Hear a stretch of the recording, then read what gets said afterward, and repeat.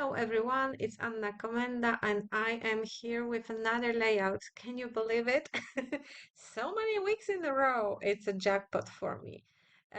So I will be creating a travel page today with junk journal travel collection from Studio 40. It's a Polish company, and this collection is more dedicated to travel journal makers. So it doesn't have any 12 by 12 papers, but as you also know, I am a vivid fan of 12 by 12 pages, so I needed to figure out how to use those pattern papers into 12 by 12 size. So I took some kraft cardstock. It doesn't have to be perfect, it doesn't have to be nice, it can have something on it, like a drawing or something, or like a failed background you try to create. It can be torn, it can be dirty, something to be just this 12 by 12 size guide. And I picked four papers in this is sort of 6 by 8 size. And I am arranging them on this background, creating kind of a collage. Um, so it will be a perfect base for my picture. And I'm just applying glue and adding those papers to the background. I really like those postmarks. I don't know how to call them, post stamps on the papers, and I will be using it as a lead motif on every paper. So after everything is glued down, I need to trim down the excess of the paper. So I'm just using scissors. You can use a trimmer or guillotine if you prefer to, if you like more perfection. I am not into perfection, not anymore. I used to be. I only use kind of a 100% straight lines, but not anymore because after all, it's just for me, it's fun, a little project. I don't have to make myself be Miss Perfection. I like texture, so I'm bending the edges of my papers and I am using this super cool crafty tool. This is 4-in-1 tool from scrapbook.com. It has four different tips, and one is like a spike, one is wax tip for holding smaller elements, one is this plastic spatula that I'm using right now to bend the edges of the paper. And you can also use it to kind of lift the dice from your plates. I used it for this purpose. And the fourth is like this little tube for diamond paintings. I haven't used it, but you can also use it to hold down elements when you are gluing them or something like that. I have one picture in a little bit less than 4 by 6 size.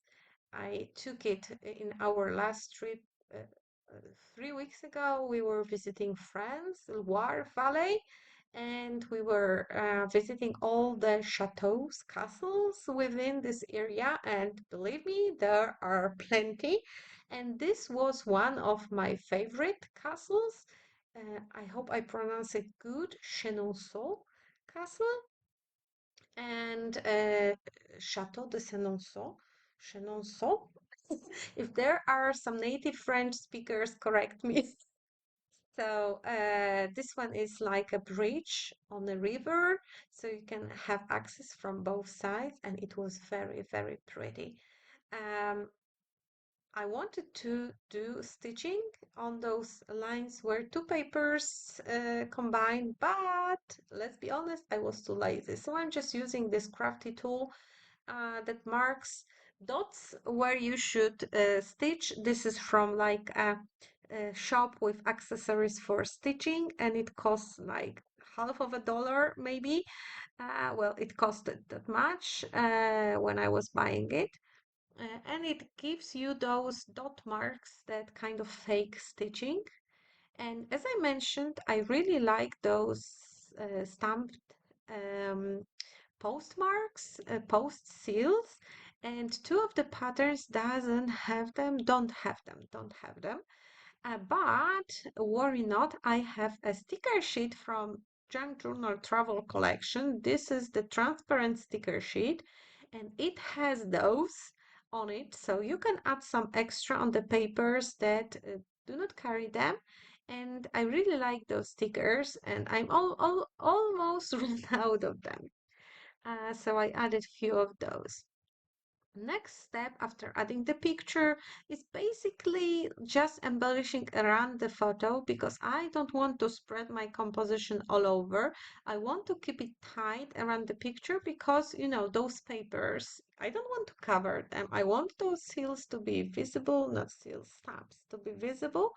And this collection carries four different kind of a die cut packs. It has regular die cuts like this camera, suitcase, etc. But it also have vellum die cuts. There are frames, some leaves, arrows, splatters. It also has kind of journaling bits and pieces on white paper in black, so they are monochromatic. And the fourth set is this set of circles with inscription. Inscriptions are only in Polish, but as I am Polish, I can use those on my page. And there are bigger and smaller circles, so I'm just choosing the one that I like that fits with the inscription. And for this bigger one, I will be adding a little bit of dimension with foam strips. Um, of course, I will leave you the link to the shop. I think they ship Europe-wide, maybe worldwide, but just, keep in mind that some inscriptions are Polish, especially in this set with round elements. I think the other ones doesn't have Polish or any other language. There is also one sticker set that has Polish inscriptions. So just keep in mind that some of those doesn't have English versions. And here is the vellum element. I keep all those elements together in this bigger tray. When I am working, I unpacked all of them. I created a bigger pile. There are also few sheets for with elements for fussy cutting. And there is also a set of those stickers with kind of a vellum-like finish, transparent a little bit, but not full transparency. And with this black cardstock, I will be creating a title. I am using a die set, alpha die set from Altenew, which is like a very old one, and it's called Fine Alphabet. Letters are about, let me measure them, about inch and a half, I would say. No, not inch and a quarter. So they are about 3 centimeters, 3.5 centimeter. So they are quite big for the card, but they are also narrow, which, you know, it's easy to pack them. And I need to cut a few times the same rows because some letters were doubled.